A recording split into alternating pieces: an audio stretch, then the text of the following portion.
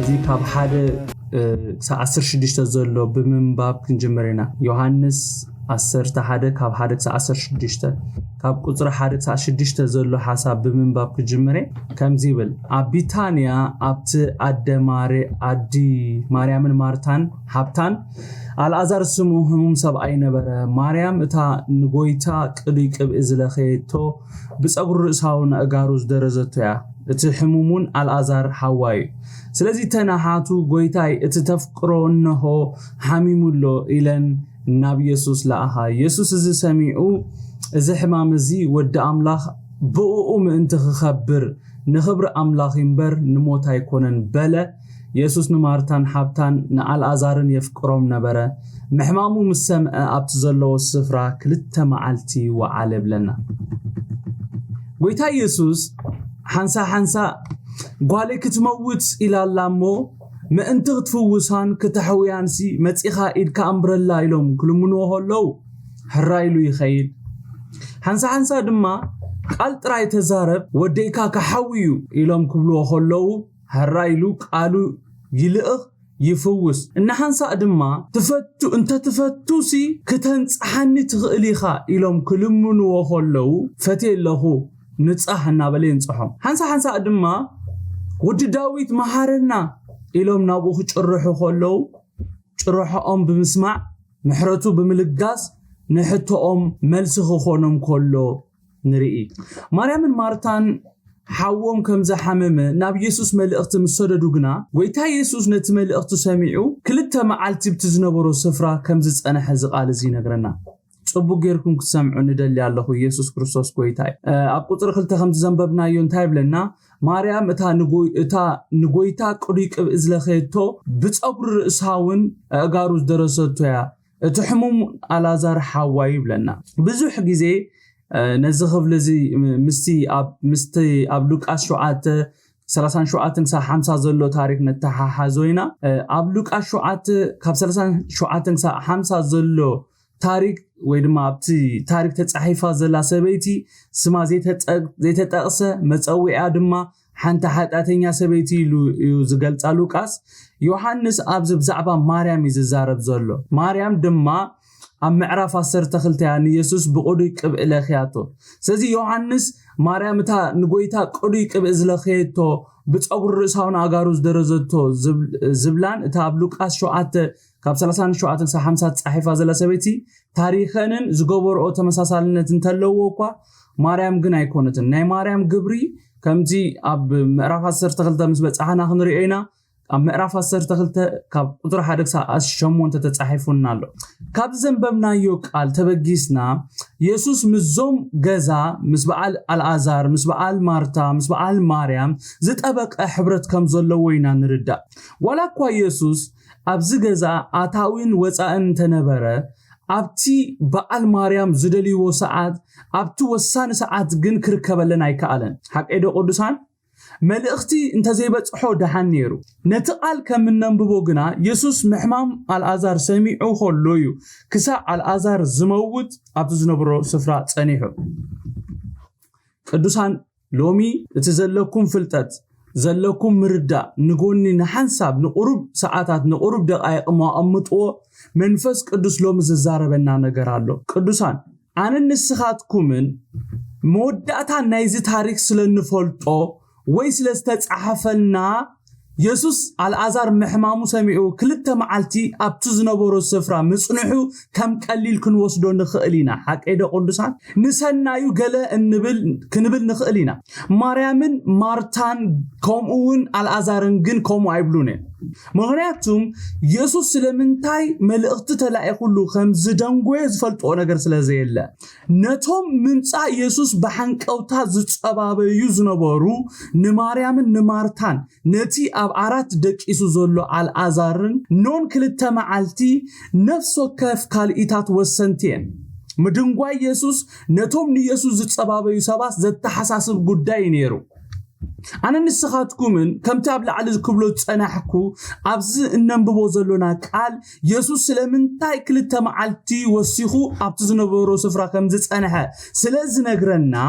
ምድንጓይ ኢየሱስ ምንም ከይመስለና ይኽእል እዩ كمو غيرنا خانسبكو يسوس بعلو إذا حمام زود أملاخ بقوم أنت خبر نخبر أملاخ ينبر نموت هيكونني له أقدم سلا التزاربة مالتي لو من نزقال إزي كنا نبغو خلنا أمني بعل مريم بوتا كوينا خنري أويز دليم مغنياتهم بعل مريم نعنا نهيوتنا زو كلاس لزخونا أمين دو بعل مريم يسوس سلامنتاي زي ما تزفلت أو نجر من ميلان سلامنتاي دونجي زفلت أو نجر يلان سلامنتاي يسوس ملقت بتحوه الله نعل أزار كفو وصو زي ما كسع الأزار زموت أبتزنا برو سفرات أنيحو يسوس تراي زفلت نماريامن نمارتان جن سلامنتاي يسوس كفو وصو زي ما سلامنتاي أب قبرو زي ترخبه زي تملس حتوي قدفو مفواز نبع المريم ولا بقبرو زي مبتو خمان نعاتن حتوي بعل مريم نابقويتا يسوس ملقتي كابز سدادالو ساعات جميرهم كسع حوان الأزار زموت ممتع قويتا يتصبابيا خمز نبرا فلوتي هاك ايدو حجي دو يمتس دحار دو يمتس النابلا أبزت سبابيلو ساعات قويتا يسوس تسفأن كسع زتنقق كسع حوان زموت كسع زقبر كابت زنبرالو سفرا ايتن قساقسه قويتا كونه يليو ابت زنبرالو سفرا كسع الازار مويتو زقبر صنيحو نزغن يسوس طراي زفلط حقيدو قويتا يسوس بعل مريم اندا غهايا ان حزنا ان بخيا كما ياخي الو يفلطن اتي زحاسبو خفصم جن الازار كسع زموت كتصبين يرو كابز قال نمهارو اب تمرتنتاي اندهر إلنا اب هيوتنا حدا قويتا خايفلت ازخون كم زيلو كهون كله بخال اي درجة دما كمتي ابرومي شمونت اسران شمونت تتصحيفنا زلو نتوم نعملاخ زفقرو كم مغرو نتتصوعقنا كل نسنايم كم زدقفهم نفلطينا زبلو كل بهيوتنا زخونو نغرات نسناينا خم زخونوينا كابز خبل زنمهار انتوي سلامنا نزا حساب زتنكيفاتو نيرا ولا صبو يخون ولا حما يخون كل اندحريلو نخلو زتقاللي كل زبل قال نخلو زتقاللي فؤاد قويتا معاس صبو غيركم سمعوني قدسان منفس قدس زاربو نغر الله فؤاد قويتا معاس زحغوسنا اندحر الكمني فؤاد ابو اب هيوتنا تفصيمو خنري اخولنا طراي زحغوسنا حق ايدو حجدو يحقوسك كالو كم تعنتوي تيدي زبلو زنبره باستر تيدي بلنا صنيحو فؤاد قويتا معاسي زحقوسك كان دحر إلنا تفصيمو مسرع خايو طراي زحقوسك كتنبرو خولخا كتغعزو خولخا زحقوس نغر ايكونن كبيدي حدا غزي بعل مريم بز مكرازي كحلفا خولوا قليل ايكونن اتزفقرو او حوني حميمو قويتاخا فواسي مخانوس لزفلت اخاين نابت فواسي زخونه يسوس قلطيف كاردانا اتتفقرو الازار حميمو لو الين ملقت سديدنالو قويتا دن كمصي ايبلن نابت سفراون ابتي بعل مريم زدليو ساعات ايكدن كمتن دق مزامورتي زنغروم اتحمام نموت كم زي كونه اي نغرن بعل مريم بز نغر كحلفا خولوا قليل ايكونن قدوسا زتنغرن نغر يله منالبات لك كم بعل مريم ناب قويتا يعويخا زي تسمعكم زمسلكم زلو كم بعل مريم يعويخم ناب قويتا ملقت سديدكم زي تسمعكم زمسلكم زلو قويتا بزعباكم زي قدس كوينو زسمعكم زلو اتي انا ز حسبلكم حساب زلخو حساب فلت مفصمتان تسفان كبكم سي حساب دحن نمبر ناي كفو ايكونن زبل እግዚአብሔር نسنايكم يسرحكم زلخ نغركم يفتو لهم معلتي تسفاكم بزقال زي تحدث امين دو قويتا انصارنا يكونن زسرح نعانا يسرح امين دو እግዚአብሔር ወድጋንታናይ እግዚአብሔር ይመስገን እግዚአብሔር ምሳናይ መጽሐፍ ቅዱስ ሐዋርያ ጳውሎስ ታይሉ እግዚአብሔር ምሳና ካብ ኮነ ይሉ እግዚአብሔር ምሳኻ ከም ዝኾነ ትፈልጥ ክትክእል ኣለካ ንሰናይካ ዘይከውን ነገር እግዚአብሔር ናብ ህይወትካ ከም ዘይምጽኦ ክትፈልጥ ክትክእል ኣለካ ولا زغف ነገር እንድሕር መጽዩ እግዚአብሔር ንዕኡ ንሰናይ መቕያር ዝኽእል አምላኽ እዩ ኢየሱስ አቤት ማርታን ማርያምን አቲ ተገልጊሊ ሐቂደ ቅዱሳን بعل مارتا خونه يسوس نزوم سدرا عزيم زفقرو اب قطر 5 نزيز نغرنا يسوس نمارتان نحبتان نعلازارن يفقروم نبره بلنا بعل مارتان مريمنون نابغيتا يسوس ملئختي كلخلو كلو التفقروس انه حميمو الى النبي يسوس ملئخت ليخه ኢየሱስ ስለዚህ ፍቅረን ኣይኮነን ክሳዕቲ ንሱ ዘፍቅሮን ንሳተኑን ዘፍቅሮ አልዓዛር ዝመውት ተጸብዩ ናብ እንመጽዩ ፍቃድ አቦ ንሱ ስለዝነበረ ፍቃድ አቦውን ክፍጸም ስለዝነበሩ ጥራዩ ጎይታ ካብቱ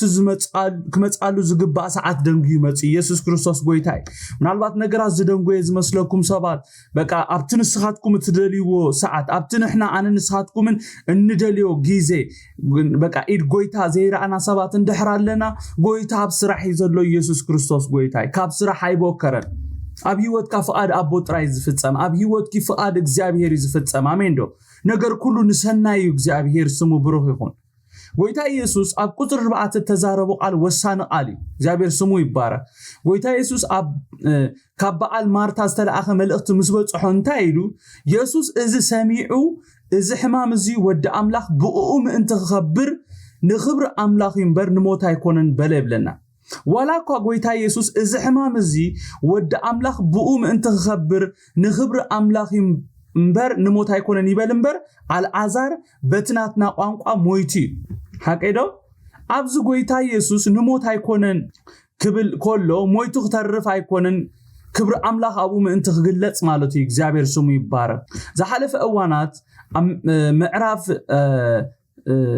9 ኣብ ነጽናዓሉ እዋን ጎይታ ኢየሱስ ብዛዕባት ብእውር ተወልደ ሰብኣይ ክዛረብ ኮሎ እንታይ ኢሉ ነይሩ ግብረ አምላኽ አቡ ክጋሓዳ ኣይምበር ንሱ ኣይበደለ ወለዱ ኣይበደሉ ኢሉ ነቲ ዘመኑ ሙሉ ዝኽሰስ ዝነበረ ኩሉ ሰብ አፉ ዝኸፍተሉ ዝነበረ ሰብ ነፃ ከም ዝገበሮ ሪኢና ነርና ካብዚ ክፍሊ እዚ እንታይ ተማሂርካ እንድሕር ኢልኩምኒ ኩነታት ሰባት ሪኢና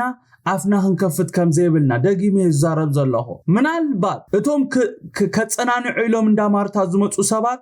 ብዛዕባ ሞት ናይ አልዓዛር ብዙሕ ተዛሪቦም ይኾኑ ስራሕ ጎይታ መዓስ ተገሊጹ ታሪክ ሰብ ከም ዝቕየር ኣይንፈልጥን ኢና እሞ ኣብ ዘይንፈልጡ ነገራት ኣብ ዘይንፈልጦ በቃ ሓሳባት ካብ መሃብ ክንቁጠብ ከም ዘለና ኣነ ብግለይ ካብ ዝኽፍሊ ተማሂረ አሜን ካብ ቁጥር 7-16 እንታይ ይብል ድሕርዚ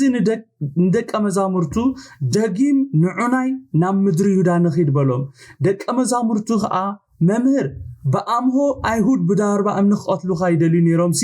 መሊስካዶ ናብኡ ትኸይድ በልዎ ኢየሱስ ከዓ መዓልትስ 12 ሰዓት ደይኮነን እቲ መዓልት ዝኸይድ ብርሃን ዘዓለም እዚኣ ዝርኢ ስለዝኾነ ኣንቀፍን እቲ ብለይቲ ዝኸይድ ግና ብርሃን ስለዘይብሉ ይዕንቀፍ ኢሉ መለሰ እዚ ተዛረበ ድሕርዚ ድማ አልዓዛር ፈታዊና ደቂሱሎ ኣነ ግና ካብ ድቃሱ ምእንቲ ከተስኦ ክኸይድ የበሎም ሽዑ ደቀ መዛሙርቱ ጎይታ ደቂሱ እንተኾይኑሲ ክትዕዩ በልዎ ኢየሱስ ብዛዕባ ሞት ተዛረበ ንዓኣቶም ግና ብዛዕባ ናይ ትኻስ ድቃስ ተዛረበ መሰሎም ሽዑ ኢየሱስ ብጉህዶ አልዓዛር ሞይቱ አናቡ ብዘይ መንባረይ ምእንቲ ተኣምኑስ ብዛዕባኹም ሕጎስ ኣለኹ ግና ኸንዑናይ ናብኡ ንኺድ በሎም ስለዚ ዲዲሞስ ዝብልዎ ቶማስ ነቶም ብጾቱ ደቀ መዛሙርቱ ንሕናውን ከምስኡ ክንመውት ንኺድ በሎም ይብለና ኣነ ኩሉ ሳዕ ኣሰራርሓ ኣምላኽና ይገርመኒ እዩ በዓል ማርያም ቀልጢፉ ክመጽእ ነቲ ሓሚሙ ዘሎ ሓወን ድማ ክፍውሶ መልእኽቲ ኣብ ዝለኣኻሉ ሰዓት ከይመጽ ኣጽቂጡስ አልዓዛር ሞይቱ ምስተቐብረ በዓል ማርያም ሓዘን ምስተቐመጣ ጎይታ ኢየሱስ ንደቀ መዛሙርቱ እንታይ ኢልዎም ደጊም ንዑናይ ናብ ምድሪ ይሁዳ ንኺድ በሎም ይብለና ኣይገርመኩምን ካብዚ እንታይና ንመሃር እንድሕር ኢልኩምኒ ናይ እግዚአብሔር ጊዜ ናትናን ከም ዝፈላለይ እግዚአብሔር ብናቱ ውጥን እምበር ብናይ ማንም ድፍኢት ምንም ከም ዘይገብር ኩሉ ከዓ ከም ትንሱ ዝበሎ ከም ዝኸውን ካብ ዝኽፍል ንመሃር ኢየሱስ ክርስቶስ ጎይታይ በዓል ማርያም ጎይታ ኢየሱስ እቲ መልእኽቲ ምስ በጽሖ ሽዑ ነቂሉ ክመጸን ኣይምጸላኣን ኣነ ንስኻትኩምን ምስ ጸለና ጎይታ ሽዑ ነቲ ዝለመናዮ ኩሉ ክፍጽመልና ኣይምጸላኣናን እንተኾነ ኣብ ህይወትና ብፍላይ ኣብ ህይወት ኣመንቲ ከምኡ ኣይከውንን እዩ ስለምንታይ እንድሕር ኢልና ኣነ ንስኻትኩምን ብድሌትና ፈቲና ፍቃድና ንፍቃድ አቦ ዘግዛእና ሰባት ስለዝኾንና ማለት እዩ አሜን ዶ ስለምንታዩ ከምቲ ካልኦት ዝሳኻ ኣሎም ወይ ድማ ናይ ካልኦት ነገር ዝኸውን ናትካ ዘይከውን ስለምንታዩ ከምቲ ንስኻ ትደልዮ ወይ ድማ ከምቲ ንስኽ ትደልዮ ኣብ ህይወትክ ዘይከውን እንደሕሪልኪ ሓደ ፍቃድኪ ንእግዚአብሔር ዘግዛእ ክሰብ ስለዝኾንካ ፍቃድካ ንእግዚአብሔር ዝሃብካ ስለዝኾንካ ብናትካ መንገዲ ምኻድ ገዲፍካ ብናይ እግዚአብሔር መንገዲ ክትከይድ ስለዝወሰንካ ጥራይ አሜን አብና እግዚአብሔር ፕላን እንደህራቲኻ አብና እግዚአብሔር አጀንዳ እንደህራቲና ብናቱ አጀንዳ ብናቱ ፕላን ብናቱ ታይም ቴብልና ንጓዓዝ ኢየሱስ ጎይታ ኢየሱስ ንደቀ መዛሙርቱ ንዑናይና ምድሪ ይሁዳ ኢሉ ምስበሎም ደቀ መዛሙርቱ ዝሓለፈ ጊዜ እንታይ ከም ዝተፈጸመ በእንቶም ስለዝራእዩ እንታይ ኢሎሞ ደቀ መዛሙርቱ መምህር በአምሆ አይሁድ ብዳአርባ እምንቀትሉኻ ይደልዩ ነይሮም መሊስካ ዶ ናብኡ ትኸይድ በልዎ ዝሓለፈ ሰሙን ኣብ ዝረኣናዮ ክፍሊ ነዝርኢና ነርና አይሁድ ንኢየሱስ አኽቢቦም ንስኻ ክርስቶስ እንድሕሪ ኮይንካ ለሓይ ተብለና ግሂድካ ንገረና ኢሎም ምስ ሓተትዎ ኢየሱስ ናይ እየ መልሲ ከም ዝሓቦም ካብቲ ዝሓቦም ምላሽ ተበጊሶም ድማ ክቆትልዎ እምኒ ከም ዘለዓሉሉ ኢየሱስ ግን ካብ እዳዎም ሞሊቁ ከም ዝኸደርኢና ነርና ደቀ መዛሙርቱም በዓር ብዛዕባ እዚ ነገር እዚኦም ኣብዚ ዝዛረቡ ዘለው ጎይታ ኢየሱስ ካብቲ ዝነበሩ ስፍራ ኮይኑ ክፍውሶ ኾነ ካብ ሞት ከተንስኦ ምኽኣለ ነይሩ አሜን ዶ ጎይታ ኢየሱስ ክርስቶስ ናብ ይሁዳ ካይከደ ናብ ቢታንያ ካይተንቀሳቀሰ ካብቲ ዘለዎ ስፍራ ኮይኑ ንአልዓዛር ክፍውሶ ኾነ ካብቲ ዘለዎ መቃብር ከውጾ ይኽእል ነይሩ ኢየሱስ ግና ንማርታን ንማርያምን ከገልግለን ናብቲ በዓል ማርያም ዘለዎ ስፍራ ክጓዓዝ ከሎ ንሪ አሜን ዶ ኩሉ ሰብ እናረአየ ስራሕ እግዚአብሔር ክሰርሕ ከሎ خانري مالتي ጎይታ ኢየሱስ ነቶም ብዛዕብኡ ተጨነቁ ደቀ መዛሙርቱ ክምልሰሎም ከሎ እንታይልዎ ነቶም ከይቀትሉኻ በአምሆ ብዳርባ እምኒ ቀትሉኻ ሓሲቦም ዶ ይነበሩን መሊስካ ዶ ሕጂ ድማ ናብኡ ትኸይዳለኻ ኢሎም ካብቲ ሓሳብ ጎይታ ኢየሱስ ክርስቶስ ሓሳብ እግዚአብሔር ፍቃድ እግዚአብሔር ክገብር ይዝኸይድ ነይሩ ነቲ ዝሓሰቦ ነገር ዘባኽር ሓሳብ እዩ ዝሓሳብ እዚ ጎይታ ኢየሱስ ነዞም ብዛዕቡ ዝተጨነቁ ክምልሰሎም ከሎ እንታይሉ ኢየሱስ ካ መዓልትስ 12 ሰዓት ደይኮነትን እቲ ብመዓልቲ ዝኸይድ ብርሃን ዘዓለም እዚኣ ዝርኢ ስለዝኾነ አይ እንቀፍን እቲ ብለይቲ ዝኸይድ ግና ብርሃን ስለዘይብሉ ይዕንቀፍ ኢሉ መለሰ ይብለና ኣብዚ ጎይታ ክልተ ነገር ከነጻጽር ከሎ ኢና ንርኢ ዘለና እንድሕሪ ነቲ ምሳሌ አዘራረባ በደንብ ያስተብሂልናሉ ጎይታ እንታይ ክብል ከም ዝደለ በቀሊሉ ክንርዳእ ንኽእል ኢና ጎይታ ኢየሱስ መዓልትስ 12 ሰዓት ደይኮነን ክብል ከሎ ሓደ ነቲ 12 ሰዓት ካብቲ 24 ሰዓት ንምግላጽ ክኸውን ከሎ እቲ መንፈሳዊ ትርጉሙ ከዓ እቲ 12 ሰዓት ነቲ ኣብዚ ምድሪ ዝጸናሐሉ ውስናት ግዚያት ከም ዘመልክት እዩ እግዚአብሔር ስሙ ይባረክ ኢየሱስ ኣብ ዮሓንስ 9 ካብ 4-5 ከም ዝኢሉ ነይሩ መዓልቲ ኸላ ግብርቲ ዝለኣኸን ክገብር ይግባአኒዩ ሓደ እኳ ከዓየላ ዘይከኣሉ ለይቲ ትመጻላ ኣነ ኣብ ዓለም ከለኹ ብርሃን ዓለም ኢሉ መለሰሎም መሊሱ ይብለና ኢየሱስ ነቲ ኣብ ምድሪ ዝጸናሐሉ ግዚያት መዓልቲ ነቲ ሞቱን ትንሳኤን ድማ ምስ ጸልማት የነጻጽሮ ነይሩ ጎይታ ኢየሱስ ኣብ ምዕራፍ 16 ካብ 16 ክሳብ 22 ብዛዕባ ሞቱን ትንሳኤን ክነግሮም ከሎ ከምዚሉ ነይሩ ናብ ኣቦይ ከይዳለኹ እሞ ቁሩብ ጊዜ ኣይትርእዩኒ ኢኹም ከም በሓድሽ ድማ ቁሩብ ጊዜ ትርእዩኒ ኢኹም ሽዑ ካብቶም ደቀ መዛሙርቱ ሓያሎ እዚ ናብ ኣቦይ خيدemo قرب جزء أيتريني نخم زبلنا زلوس انتايو تباهالو سلازي نزي ززاربو زلو أيستو علنايون قرب جزء زلوس انتاي كون يبالو يسوس كحتوهم زلو فليتو بلهم قرب جزء أيتريني نخم كم بحدش دما قرب جزء كتريني نخم سلازبالكم نحد هدكم تمرامرو اللهم نسخاتكم كتباخين كتحازنون نخم عالم جنا بح كبلايو نسخاتكم كتقوهيهم جناخة تقوهيهم ناب حاجوس كم زلوت بحكي ابلكم الله خيلهم ويتا يسوس معالتس 10 ساعات ديكون مسبلك أتيلون تايلو اتي بمعالتس زخير برهان زا عالم زي ازر اسلا زخون اي عنك افنيلو اتي بمعالتس زخير كي تسكفة كي فرحة بتبعات منقدو زخير سلامنتا يندحر إلنا منقدو ببرهان زا عالم زي دمو ويبروح سلا زخون يسوس كريستوس ويتاي እቲ ብመዓልቲ ዝኸይድ ሰብ ካብቲ ብርሃን እዛ ዓለም እዚኣ ዝተልዓለ እዩ እምበር ኣካይዱ ስለዝተመሓየሸ ኣይኮነን ብዘይ ሰጋመጋ ብዘይ ፍርሓት ዝኸይድ በንጻሩት ብጸልማ ዝኸይድ ድማ ብርሃን እዛ ዓለም እዚኣ ብርሃና ስለዘይትህብ እቲ መንገዲ ጸልማ ስለዝኸውን ክዕንቀፍ ነፍሱ ጎዲ ይኽእል ማለት እዩ ኣብ ቁጥር 10 ኢየሱስ እንታይ ኢሉ እቲ ብለይቲ ዝኸይድ ግና ብርሃን ስለዘይብሉ ይዕንቀፍ ኢሉ መለሰ ይብለና ጎይታ እንታይ ኢሉ ብርሃን ስለዘይብሉ ይዕንቀፍ ኢሉ ከይዕንቀፍ እንታይ የድልዮ ማለት እዩ ብርሃን የድልዮ ማለት እዩ ኣለኹም ዶምሳይ ናይ ባዕሉ ብርሃን ስለዘይብሉ ኣብ መንገዱ ከይዕንቀፍ ናይ ግድን ኣብታ ብርሃን እትህብ ፀሓይ ክምርኮስ ናይ ግድን ከውን እዩ ማለት እዩ ጎይታ ኢየሱስ ንደቀ መዛሙርቱ ስለምንታይ እንድሕሪ ናብ ይሁዳ ኸይድካ እቶም ብቐዳማይ ክቐትሉኻ ደንጎላል ኢሎምኻ ዝነበሩ መሊሶም ክቐትሉኻ ከም ዝበሉ ኣጸቢቑ ስለዝፈለጠ እዩ ነዚ ብምሳሌ ኣዘራርባ ተዛሪቦም ደቀ መዛሙርቱ ብዛዕባ ኢየሱስ ጥራይ ዘይኮነስ ብዛዕባ ገዛእ ርእሶምን ከይተረፈ ስለዝፈርሑ እዮም ኢየሱስ ናብ ይሁዳ ከይከይድ ከእምንዎ ፈቲኖም ብዛዕባ ኢየሱስ ጥራይ ሓልዮም ዘይኮኑስ ብዛዕባ ገዛእ ርእሶምን ስለዝፈርሑ እዮም ንኢየሱስ ክርስቶስ ናብ ይሁዳ ከይከይድ ከእምንዎ ፈቲኖም ማለት እዩ ኢየሱስ ነዚ ኸኣዩ ስለምንታይ ክፈርሑ ከም ዘይብሎም ብምሳሌ ተዛሪቦም እንድሕሪ ምስ ኢየሱስ ማለት ምስቲ ብርሃን ዓለም ዝኾነ ኢየሱስ ከይዶም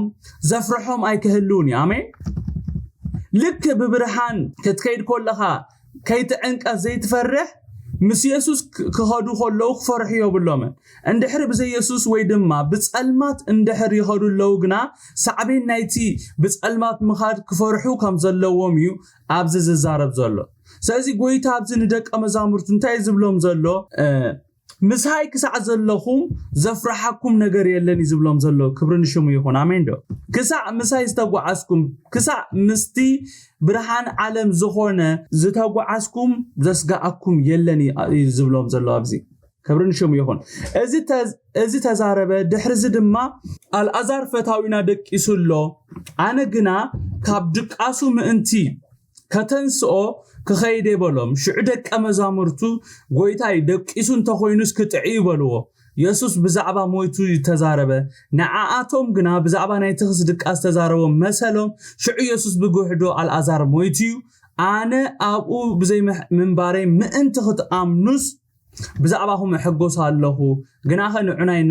ናብኡ ንኺድ በሎም ስለዚ እቲ ዲድሞስ ዝብሎ ቶማስ ነቶም ብጾቱ ደቀ መዛሙርቱ ንሕናው ከምስኡ ክንመውት ንኺድ በሎም ይብለና ኢየሱስ ንደቀ መዛሙርቱ ኣይሁድ ከይቀትልዎ ክፈርሑ ከም ዘይብሎም ድሕር ምንጋሩ ብቐጥታ ስለምንታይ ናብ ይሁዳ ንኺድ ይብሎም ከም ዘሎ ናብ ምንጋሪ ኣይቱ ኢየሱስ ንደቀ መዛሙርቱ እንታይ ኢልዎም ኣልዓዛር ፈታዊና ደቂሱሎ ጽቡቕ ጌርኩም ስምዑኒ ቅዱሳኔ ኣነ ግና ካብ ድቃሱ ከተንስኦ ክኸይድ ኢልዎም ንሳቶም ድማ ክምልሱሉ ከሎ እንታይ ኢሎሞ ጎይታይ ደቂሱ እንተኾይኑስ ክጥዕ ኢሎም ክምልሱሉ ከሎ ንርኢ ጎይታ ኢየሱስ እንታይ ይብሎም ከም ዘይተረድኦም ምስ ፈለጠ ብግልጽ እንታይ ኢልዎም ኣልዓዛር ሞይቱ እዩ ኣነ ኣብኡ ብዘይ ምንባረይ ምእንቲ ክትኣምኑስ ብዛዕባኹም ሕጎስ ኣለኹ ክብሎም ከሎ ንርኢ ኣልዓዛር ናይ ኢየሱስ ፈታዊ ጥራይ ዘይኮነስ ነይሩ ናይ ኩሎም ፈታዊኦም እዩ ነይሩ ጎይታ ኢየሱስ ብዛዕባ ሞት ኣልዓዛር ክነግሮም ከሎ እንታይ ኢልዎም ኣልዓዛር ፈታዊና ደቂሱሎ ኢሉ ይነጊሮም እግዚአብሔር ይመስገን ነዚ ቃል ከንብብ ከለኹ ኣዝዩ ባሂ ዝብለኒ ኣዝዩ ደስ ዝብለኒ ነገር እንታይ ቅዱሳኔ ሞት ንጎይታ ድቃስ እዩ ንዓይን ንዓኻትኩምን ሞት እምበር ንጎይታ ኢየሱስ ክርስቶስ ሞት ድቃስ ጎይታ እንታይ ኢሉ ኣልዓዛር ፈታዊና ደቂሱሎ ኣነ ግና ካብ ድቃስ ምእንቲ ከተንስኦ ኸይደ ኢሉ ክብሪ ንጎይታ ይኹን ጎይታ ኢየሱስ ንሞት ሞት ኢሉ ኣይጽውዖን ኣስተቢልኩም እንድሕር ኮይንኩም ሞይቱ ዝብል ቃል ኣያውፅኒ ጎይታ ኢየሱስ ንሞት ድቃስ እዩ ኣሜን ጎይታ ኢየሱስ ንዝሞተ ሰብ ደቂሱ ደቂሳ እንዳበለ እዩ ዝጽውዖም ክብሪ ንሽሙ ይኹን ነቲ ኣብ ሉቃስ 7 ካብ 17 ኸይድና ንብብ ኮለና ነቲ ንኽቕበር ተጸይሩ ዝኸይድ ዝነበረ ጎበዝ ካብ ሞት ከተንስኦ ከሎ እንታይ ኢሉ ኣተንሲእዎ እንድሕሪልና ኣታ ጎበዝ ተንስእ ብለካ ኣለኹ ብምባል እዩ ኣተንሲእዎ ጎይታ ኢየሱስ ንሙታት ከምዚ ንዝደቀሰ ሰብ ዘበራብሮ ወይ ድማ ከምዚ ንዝደቀሰ ሰብ ተበራብሮ ከምኡ ይጸዊዑ ዘተንስኦም ክብሪ ንጎይታ ይኹን ሞት ንጎይታ ድቃስዩ ወላ ነታጓል ያኢሮስውን ልክ ሐምዛ ነዚ ጎበዝ ተንስ ኢሉ ካሞ ዝተንስኦ ነታጓል 12 ዓመቱን ተንስ ብምባልዩ ካሞታ ተንሲእዋ ኢድ ታቆልዓ ሒዙ ይብለና ትቃል ጣሊታ ቁም ይበላ ትርጓሚኡኻ አንተ ጓል ተንስ ይብለክለኹ ማለት አሜን ኣብዚ ሒዝና ዘለና ክፍሊ ጎይታ ኢየሱስ አልዓዛር ከም ዝሞተ ንደቀ መዛሙርቱ ክነግሮም ኮሎ እንታይሎም አልዓዛር ደቂሱሎ ከተንስኦ ክኸይደይሉ ክብርን ጎይታ ይሁን እዚ እዩ እቲ አነ ንስኻትኩምን እነምልኹ አምላኽ አሜን እዚ ጎይታ ኢየሱስ ማለት ምንም ዘይጨንቆ ኣብ ልዕሊ ሁሉ ስልጣን ዘለዎ አምላኽና ነምልኽ እግዚአብሔር ስሙ ይባረክ ሞት እንግዲቲ እቲ በቃ ዘዓበየ ዝበሃል ማለት ሰብ ኩሉ ዝፈርሖ ሞት ጎይታ ኢየሱስ ክርስቶስ ግን ንሞት ሞት ኢሉ ይጽውዖኒ ድቃስ ኢሉ ዝጽውዕ እግዚአብሔር ይመስገን ኣብ ቁጥር 15 ጎይታ ንደቀ መዛሙርት እንታይሎም አነ ኣብኡ ብዘይ ምንባረይ ምእንቲ ክትኣምኑስ ብዛዕባኹም እሕጎስ ኣለኹ ንዑናይ ናብኡ ንኺድ በሎም ይብለና ደቀ መዛሙርቱ ኣብ ቁጥር 12 ጎይታ ደቂሱ እንተኾይኑስ ክትኢሎም ነይሮም ደቀ መዛሙርቱ ኢየሱስ እንታይ ይብሎም ከም ዘሎ ስለዘይ ተረድኦም እዮም ከምዚ ኢሎም ነይሮም ብድሕሪ ጎይታ እቲ ዝበሎም ከምዚ ተረድኦም ምስፈለጠ ብጉሕዶ አልዓዛር ሞይቱ ኢሉ ተዛሪቦም ሞይቱ ምስበሎም እንታይ ዓይነት ምላሽ ከም ዝሓብዎ እኳ እንተዘይ ተጻሓፈልና ጎይታ ግን ኣብዚ ዝተሰምዖ ክገልጽ ኮሎ ንሪ በዓል ፒተር በዓል ኩሎም ዞም ሐዋርያት ብዛዕባ ሞት አልዓዛር ምስሰምዑ ዝተሰምዖም ወይ ዘርአይዎ ሪአክሽን ኣይተጻሓፈልና ጎይታ ኢየሱስ ክርስቶስ ግን ናይ ሕማም አልዓዛር ይኹን ሞት አልዓዛር ክነግሮም ኮሎ ዝተሰምዖ ስምዒት ክገልጽ ኮሎ ብዝንሪኦ እቲ ዘፍቅሮ ሞይቱስ ጎይታ ዘሕጉሶ ዘሎ እንታይ እንድሕር ኢልና ጎይታ እቲ ውጽኢት ስለ ዝፈልጦ አሜን ጎይታ ስለምንታይ ኣብዚ ዝሕጎስ ዘሎ እንድሕር ኢልና ብዛዕባ ስዒቡ ዝኸውን ነገር ስለ ዝፈልጥ አሜን ልዕሊ ሁሉ ግና ጎይታ ስለምንታይ ተሓጊሱ ኣብዚ እንድሕር ኢልና ስለ ደቀ መዛሙርቲ ተሓጊሱ ቅድሚ ሕጂ ምናልባት ዝሞቱ ከተንስእ ሪኦም ይኾኑ ጽቡቅ ጌርኩም ቅዱሳን ስምዑኒ ቅድሚ ሕጂ ንጣሊት ነዛ ቆልዓ ከተንስኣ ኾላ አንቲ ቆልዓ ተንስ ኢሉ ከተንስኣ ኾላ ሪኦም ይኾኑ እዮም ከምቲ አንተ ይክገልጾ ጽናሕኩ ነቲ ጎበዝ አንታ ጎበዝ ተንስ እብለካ ኣለኹ ኢሉ ከይተቀብረ ኾሎ ናብ ቀብሪ እንዳኸደ ናብ ገዙ መሊስዎ ነዚውን ሪኦም ኾኑ ይኽእሉ እዮም ሞይቱ ዝተቀብረ መቃብሩ ብዓብ እምኒ ዝተዓፀወ ንሱ ጥራይ ዘይኮነስ ራብዕቲ ዝገበረ ሬሳ እዩ ከተንስ ዝመጽእ ዘሎ ኢየሱስ ክርስቶስ ጎይታ ስለዚ ኻይ ጎይታ እንደቀ መዛሙርቱ አነ ኣብኡ ብዘይ ምንባሬ ምእንቲ ክትኣምኑስ ብዛዕባኹም እሕጎስ ኣለኹ ኢሉ ዝበሎም ሪኦም ዘይፈልጡ ሪኦሞ ዘይፈልጡ ተሰሚዑ ዘይፈልጥ ነገር ክገብር ስለ ዝኾነ እምነን ናይ ደቀ መዛሙርቱ ድማ ኣብኡ ስለ ዝዓቢ እዩ ስለ ደቀ መዛሙርቱ ጎይታ ኢየሱስ ክርስቶስ ኣብዚ ተሓጊሱ ከምቲ ኣብዚ ተፈላለየ ጽሑፋት ዘንበብክዎ ሓደ ሰብ ጽቡቅ ጌርኩም ቅዱሳን ስምዑኒ ሓደ ሰብ ምስ ሞተ ካብ 24 ሰዓት ክሳዕ 72 ሰዓት ኣብ ዘሎ እዋን ምናልባት ሓካይም ክትህዱ ትኽእሉ ኢኹም ብዛዕባ ዝትፈልጡ ትኽእሉ ኢኹም ኣነ ጉግል ጌረ ከንብብ ከለኹ ግን ዝረኸብኮ ጽሑፍ እንታይ ይብልሲ ሓደ ሰብ ምስ ሞተ ካብ 24 ሰዓት ክሳዕ 72 ሰዓት ኣብ ዘሎ እዋን እቲ ውሽጣዊ አካል ከም ዝፈላለይ ወይ ድማ ከም ዝበታተን ከም ዝምሽምሽ ይዛረብ ማለት እዩ ኣብ ውሽጢ 3 ክሳዕ 5 መዓልቲ ድማ ኣብ ዘሎ ኣብ ውሽጢ ይዘን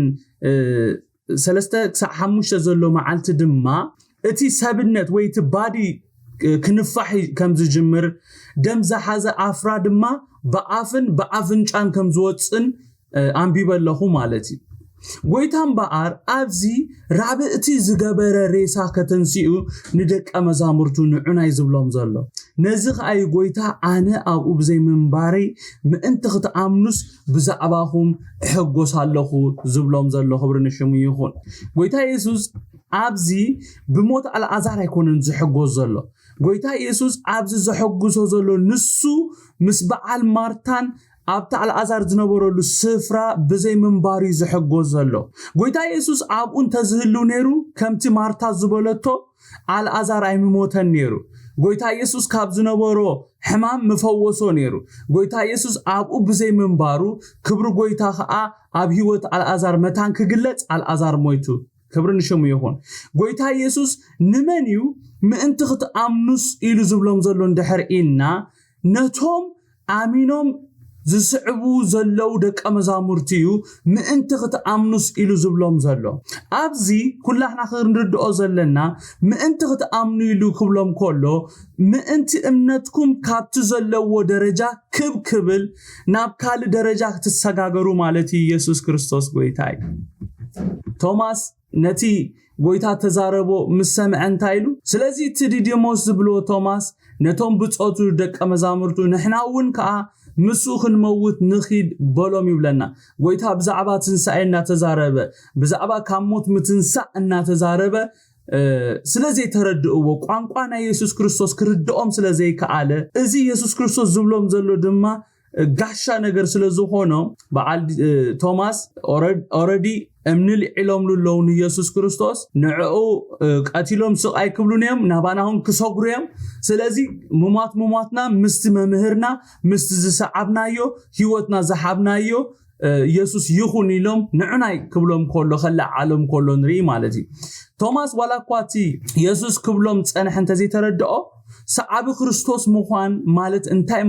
ምዃኑ بتكبر أبز خريقي كلنا نري እግዚአብሔር ይመስገን አሜን እቲ ክስዕበን ዝደሊ ኢሉ ጎይታ ኢየሱስ ክርስቶስ ነፍሱ አቢጹ መስቀሉ አልዒሉ ደድሕረ ይስዓብሉ በቃ ቶማስ ኣብዚ እንታይ ዝገብር ዘሎ እንደሕሪልኩም ነፍሱ ይዝቀብዝ ዘሎ ዋላ ሞት ኣብ ቅድሚት ይሓሉ ምስቲ